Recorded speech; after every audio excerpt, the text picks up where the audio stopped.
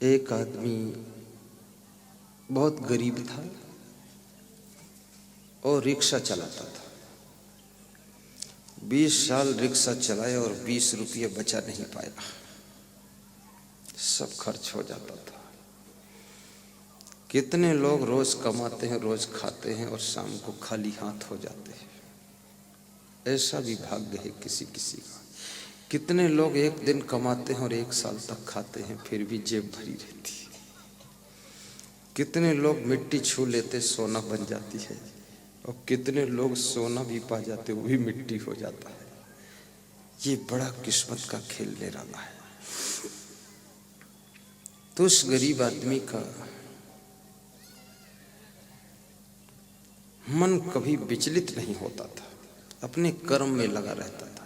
एक दिन बहुत मेहनत किया तो 5 रुपये बचाया और अपनी वाइफ को ला कर दिया। कहा इसको संभाल कर रखना, ये बहुत कड़ी मेहनत से बचे, कभी इमरजेंसी में काम आएंगे। तो उसकी पत्नी ने कहा क्या काम आएंगे, 20 साल जब 1 रुपया नहीं रखा तो भी काम चल गया।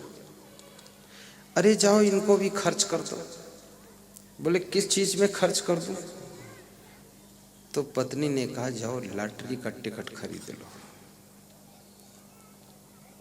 तो लॉटरी का टिकट उसने खरीदा। पति अनपढ़ था, पत्नी पढ़ी लिखी थी थोड़ा। पत्नी को दे दिया टिकट लॉटरी का। साप्ताहिक ड्रा की लॉटरी थी, 5 लाख की लॉटरी खुली। पत्नी का कहना मानोगे तो 5 लाख की लॉटरी खुल सकती है। कौन मानता है? इसलिए तो घाटा हो रहा है। कल से मानना शुरू करो, देखो लॉटरी घर ही खुल जाएगी। जिनकी पत्नियां प्रसन्न रहती हैं उनके घर में लक्ष्मी की कृपा ज्यादा रहती है। और जिस घर की स्त्रियां दिन भर खुश रहती हैं उस घर में कभी गरीबी नहीं आती है। और जिस घर की स्त्रियां किसी कोने में बैठ करके रोती रहती है, ओहो है रे, तो समझ लो उस घर में लक्ष्मी विदा हो जाएगी, दरिद्र आ जाएगा। इसलिए रोना नहीं चाहिए, सह लेना चाहिए, गम खा लेना चाहिए। और जिस घर की स्त्रियां बहुत गुस्सा करती हैं वो घर लक्ष्मी विहीन हो जाता है। और जिस घर की स्त्रियां मायके में ध्यान ज्यादा लगाती हैं उस घर में गरीबी आ जाती है। और जिस घर की स्त्रियां गंदगी बहुत रखती हैं, नाक छिनकती उसी अंगुली से आटा मार देती, तो पति कहता रोटी में कुछ नमकीन लग रहा है। तो पत्नी बोलती है नया मटेरियल डाली हूं आज। खा रहे पति देव, क्या हाल है। इतनी गंदगी, पसीना पोंछकर रोड लोई बना देना, आटे की लोई। गंदे अंगुलियों से पूड़ी परोस देना, छूना नहीं चाहिए भोजन, इससे बहुत पाप लगता है।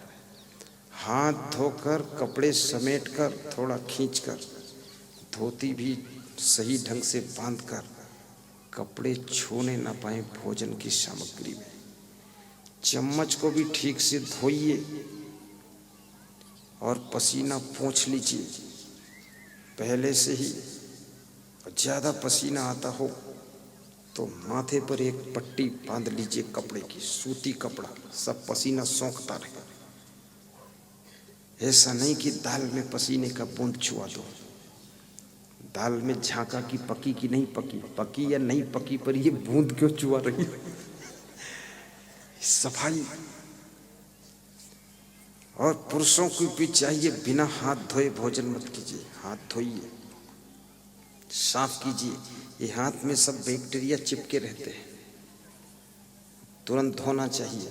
साबुन से ना धो सको तो पानी से धो। हाथ धो के यदि हो सके थोड़ा मुंह धो लो, और हो सके तो पैर भी धो लो।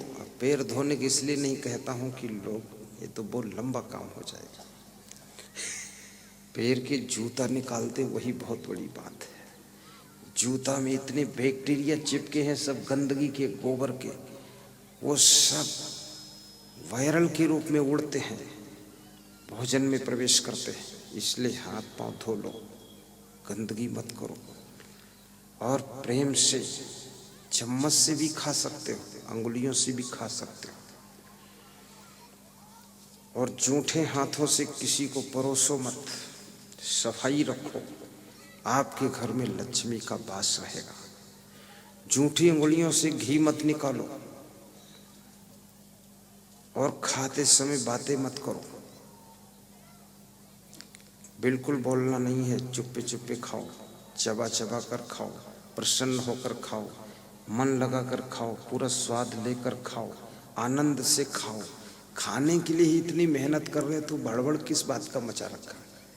प्रेम से खाओ और थोड़ा कम खाओ, और इतना धीरे भी मत खाओ कि 2-2 घंटे खाने में बैठे, फिर कोई कहे इतनी देर क्यों लगाई, तो मेरा नाम ले लो कि उन्होंने कहा था प्रेम से खाओ। ऐसा भी नहीं करना है, 10 मिनट से ज़्यादा लगना भी नहीं चाहिए। अगर आधा घंटे लगा रहे तो बहुत ज़्यादा ओवर टाइम हो रहा है।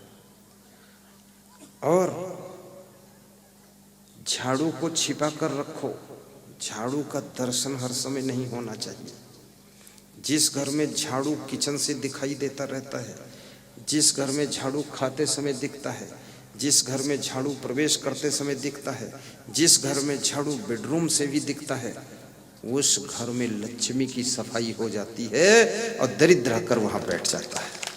उसको छिपा के रखिए। सामान को सेटिंग से रखिए, इधर उधर मत फेंकिए, सब जमाइए सामान ठीक से। घर को ऐसा सजाइए जैसे कि कोई दुकान सजाया है।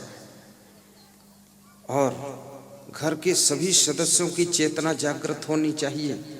एक व्यक्ति सेटिंग करे और 4 व्यक्ति इधर उधर फेंकते रहे तो सेटिंग नहीं हो पाएगी। सबके दिमाग में वही विचार बैठना चाहिए। जहां से सामान उठाइए वहीं रखिए जाकर। घर की जगह को खाली कीजिए। इधर उधर सामान डालोगे, घर में सोने बैठने की जगह नहीं बचेगी। उसको एडजस्ट करिए, ठीक से जगह बचाओ। और घर में ज़्यादा सामान हो जो प्रयोग ना होता हो, उसको दान भी कीजिए। गरीबों को दीजिए, अपने गरीब रिश्तेदारों को दीजिए। गरीब बहन है तो उसको भर दीजिए, बर्तन वर्तन ज़्यादा गाड़ी में धर के दे आओ। आपकी बहन के पास गाड़ी ना हो तो उसको गाड़ी भी दे दीजिए कि लो। देखना, कन्यादान, बहन को दान, गरीब भाई है उसको भी कुछ सहयोग कर दीजिए। उससे ईर्ष्या मत मानिए कि रगड़ जाने दो, मिट जाने दो, झेलेगा क्या करेगा। नहीं नहीं, भाई को सहयोग कर दो। आपके चाचा जी को भी मदद कर दो। और यदि हो सके तो अपने ससुराल वालों को भी थोड़ी मदद करते रहो। ऐसे बनो पावरफुल कि सबकी मदद करो। तुम्हारी मदद कुदरत करेगी, तुमको कोई चिंता नहीं रहेगी।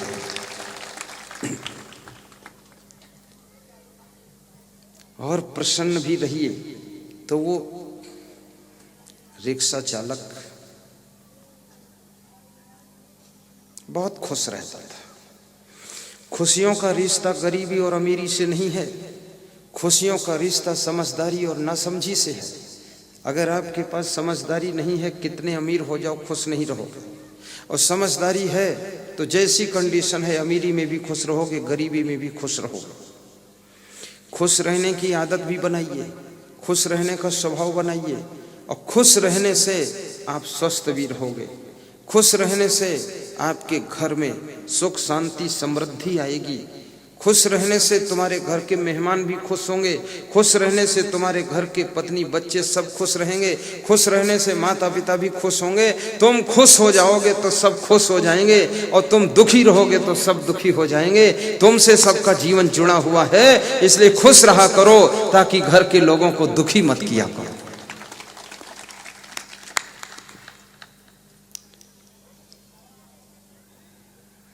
रिक्शा चालक की पत्नी ने अपने पति को बुलाया और मन में सोचा कि 5 लाख की लॉटरी की चर्चा करती हूँ। लेकिन पत्नी बुद्धिमान थी। उसने सोचा 5 लाख लॉटरी खुली है, इतनी बड़ी खुशी अचानक मेरे पति देव सुनेंगे तो शायद इनका हार्ट अटैक ना हो जाए। तो किस तरह से इस खुशी को हजम करूं। आदमी बहुत बड़े दुख को भी झेल नहीं पाता, हार्ट अटैक हो सकता है। और बहुत बड़ी खुशी को अचानक झेल नहीं सकता, हार्ट अटैक हो सकता है। उत्तर प्रदेश में एक नेता को खबर मिली कि तुम्हारा टिकट कट गया है। ये बात सुन के उसको इतना हादसा बैठ गया कि हार्ट अटैक हो गया, मर गया। जब वो मर गया तो पार्टी ने क्लियर कर दिया कि उसकी पत्नी का टिकट बिल्कुल डिक्लेयर हो गया। पति गए परलोक और पत्नी गई लोकसभा। तो उनकी पत्नी इस साल हमको मिली, वो सांसद है, पहले से भी जानती थी। तो हमने कहा चलो ठीक है, तुम लोकसभा में, पति परलोक में। तो बोले गुरुदेव क्या करूं, पति जी दुख सह नहीं पाई, टिकट कट गया था तो हमको मिल गया। अब मेरे पास संभालने की बुद्धि नहीं है, तो जीत तो गई हो लेकिन खटपट है मामला। टिकट कट जाए तो भी सहन शक्ति रखना। राजनीति पार्टी से तुम निकाल दिए जाओ, उस दिन गंगा स्नान करना और कह देना आज हम नरक से निकल गए, बेवकूफों से बाहर हुए, झंझट खत्म। कौन उसमें लड्डू मिलने वाला है राजनीति में। और टिकट दे दे तो संकट का विषय है। टिकट मिला है, अब हार गए तो फजीहत है, और जीत गए तो टेंशन, ये मंत्री बनूंगा कि नहीं। और मंत्री बन गए तो विभाग दे दिया कहीं मछली पालन, तो तालाब किनारे खड़े रहो और करना क्या। हाँ, सारा झंझट का काम। और जो काम करो लगन से करो। हार में भी खुश रहो, जीत में भी खुश रहो, हानि में भी खुश रहो, लाभ में भी खुश रहो। याद रखना, ये हानि और ये लाभ, ये मिलन और वियोग, ये हार और जीत, ये सब केवल इसी जिंदगी भर तक है। तुम्हारी आत्मा इस जिंदगी के न रहने के बाद भी रहेगी। उस आत्मा के आनंद को मत भूल ले। तो थोड़ा जोर से ताली बजाया करो।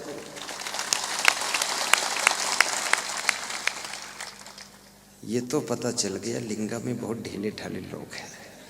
हाँ, प्रेम तो बहुत है। कल भी ताली बजाने के लिए ढकेल ढकाल के बजवाया था, आज फिर वही हाल है। अपने आप बजा दिया करो। तुम ताली बजाते हो तो मेरी थकान उतर जाती है।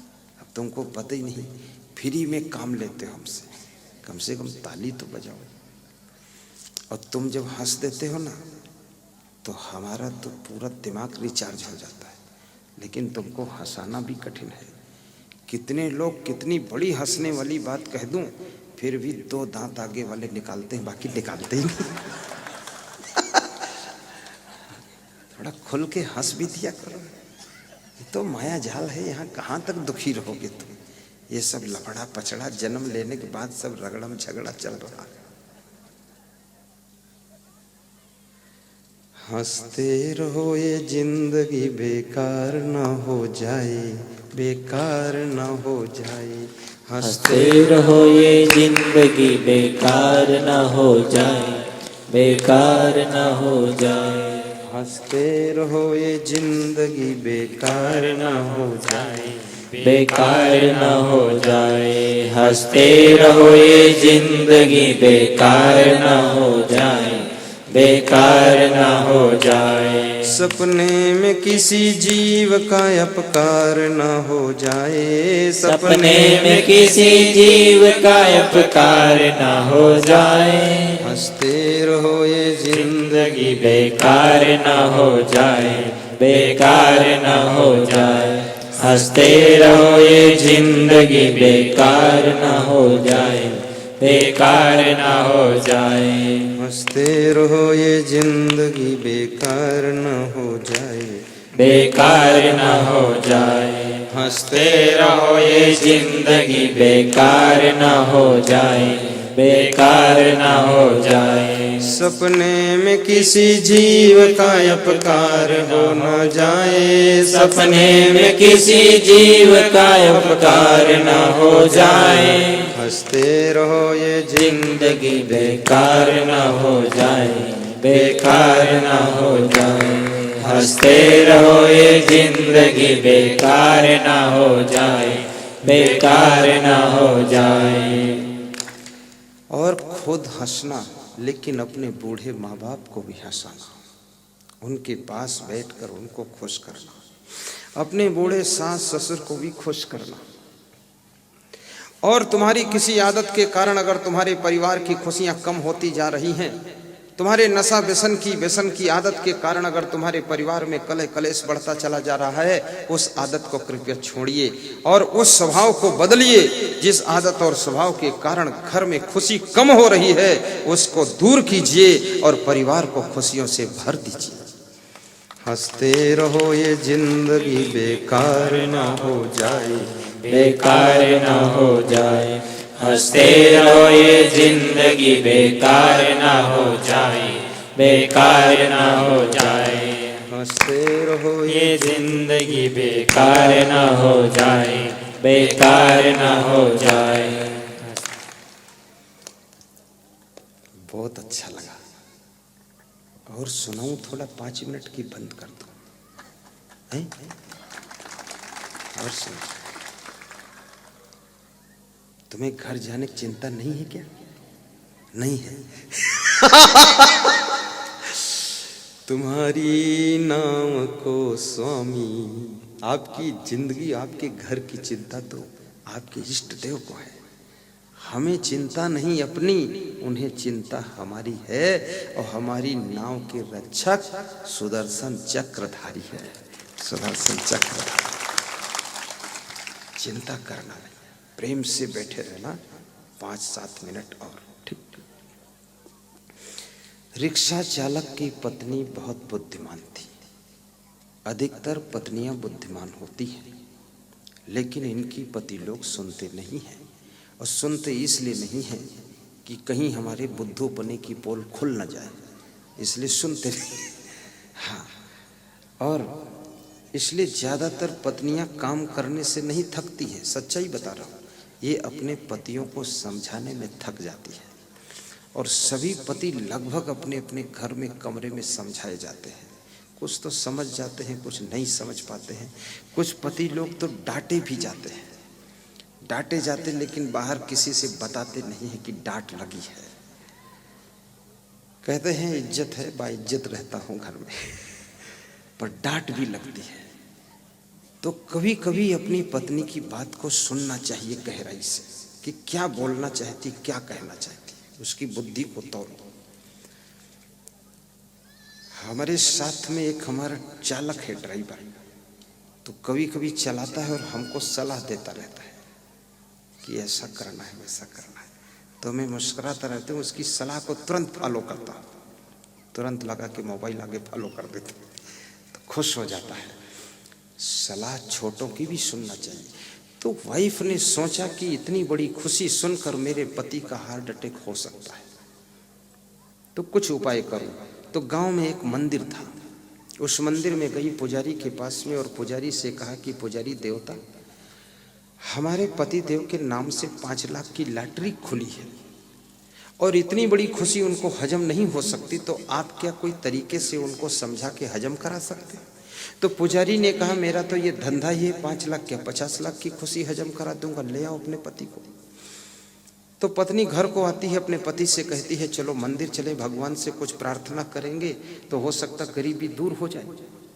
तो मंदिर में वो पति चला गया, सरल स्वभाव का था, वो चला गया।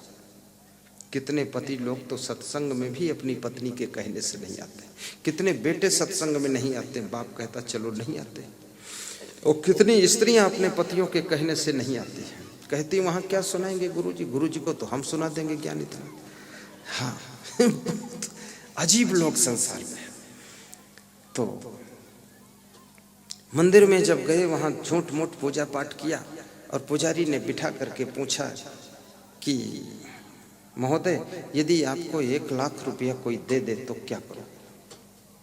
तो उसने कहा, 1 लाख दे दे तो रिक्शा बेच दूंगा, 4 व्हीलर गाड़ी सेकंड हैंड ले आऊंगा और किराए से चलाऊंगा। तो पुजारी सोचा, है तो बुद्धिमान व्यक्ति, तुरंत देखो सेटिंग कर दिया। तो पुजारी बोला, यदि 2 लाख कोई दे दे तो? बोले 2 लाख यदि कोई दे दे तो 1 लाख रुपये में मकान बना दूंगा। आराम से रहूंगा। बोले 3 लाख कोई दे दे तो? बोले बेटी विवाह करने योग्य उसका विवाह कर दूंगा, अच्छा सा दहेज भी दे दूंगा, अच्छे घर में। बोले 4 लाख कोई दे दे तो बोला कि वो फिर बैंक में डाल दूंगा, ब्याज आएगा तो बुढ़ापे में फायदा होगा उससे। पुजारी सोच में पड़ गया कि सारे लाख खर्च करता जा रहा, मुझे तो कौड़ी नहीं दे रहा। अंत में पुजारी ने कहा अगर कोई 5 लाख तुमको दे दे तो क्या करोगे? तो उस रिक्शा चालक ने कहा अगर 5 लाख कोई दे दे तो उसमें से 1 लाख मैं आपको दे दूंगा। इतना सुनते ही पुजारी का हार्ट अटैक हो गया, पुजारी मर गया।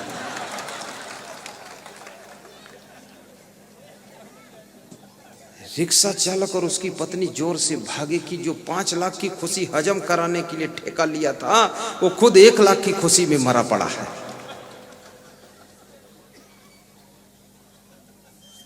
ये पैसा आता है तो हजम नहीं होता है और चला जाता है तो सहन नहीं होता है। इसलिए अपने दिल को बड़ा कीजिए।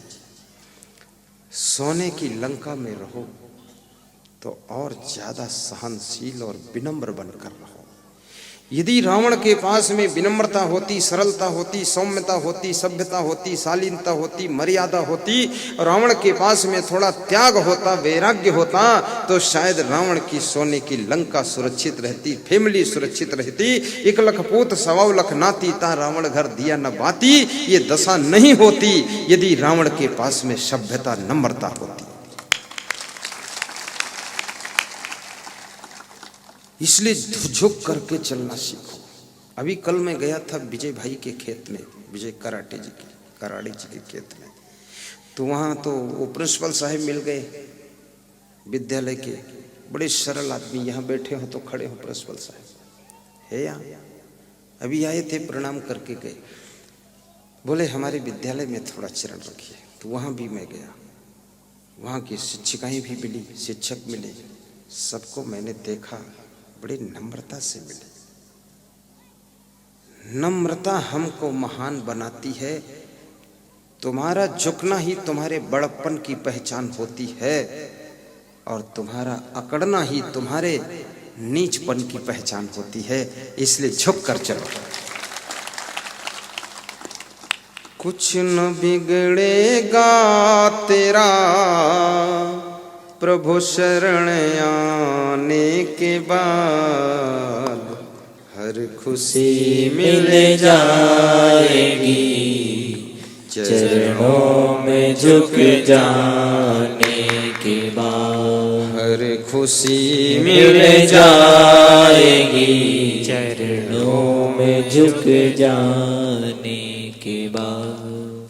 सबसे पहले अपने माता पिता के चरणों में झुको, गुरु के चरणों में झुको, महान पुरुषों के चरणों में झुको, अपने बड़े भाई के चरणों में झुक जाओ, जेठानी के चरणों में झुक जाओ, सास ससुर के चरणों में झुक जाओ। दुनिया के देवी देवता के मंदिरों में तुम कितना झुक जाओ, लेकिन जब तक तुम अपने घर में अपने से बड़ों के चरणों में नहीं झुकोगे, कोई देवी देवता का आशीर्वाद मिलने वाला नहीं है। और घर में झुकना आ गया तो अन्य जगह झुको न झुको फिर भी ऊपर उठते चले जाओगे। नम्रता तुमको ऊपर उठाएगी। आप देखिए राजनेता में कितनी नम्रता होती है, सबके हाथ जोड़ते हैं। राजनेता तो ये लिंगा गांव को पूरा खरीद लेगा, इतना उसके पास पैसा है। लेकिन लिंगा गांव का एक आदमी अगर एक बोलेरो गाड़ी ले आता है तो भी दूसरे को बोलने नहीं देता, ऐंठ कर चलता है, क्या समझ रखा मेरे पास बोलेरो है। और वो नेता आता है, गांव वालों को हाथ जोड़ के नमस्कार करता है, दाई मने दादा मने सबके पैर छूता है। और उसके बाद में चुनाव जीत करके मंत्री और मुख्यमंत्री प्रधानमंत्री बनकर बैठ जाता है। अभी कितनी मजे की बात है, जितने नेता हैं चुनाव के समय घर घर में गांव गांव में हाथ जोड़ रहे थे, पांव छू रहे थे, जा रहे थे। अब सब गांव वाले लोग उनको बुला बुला कर माला पहना रहे हैं, अब उनके पांव छू रहे उल्टा। क्या बात है, हाँ उल्टम पुल्टा कर दिया। नम्रता से ही आगे बढ़ सकोगे। सरल स्वभाव न मन कुटिलाई।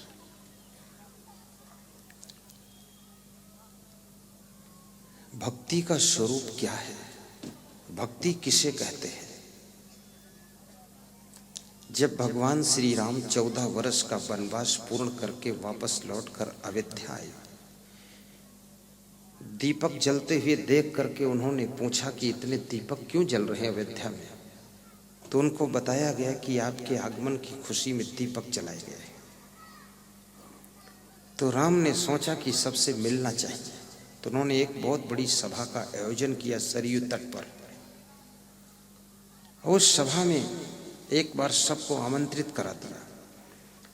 एक बार रघुनाथ बुलाए, सुर गुरु दुजपुर बासी आए। एक बार के निमंत्रण से सब आ गए।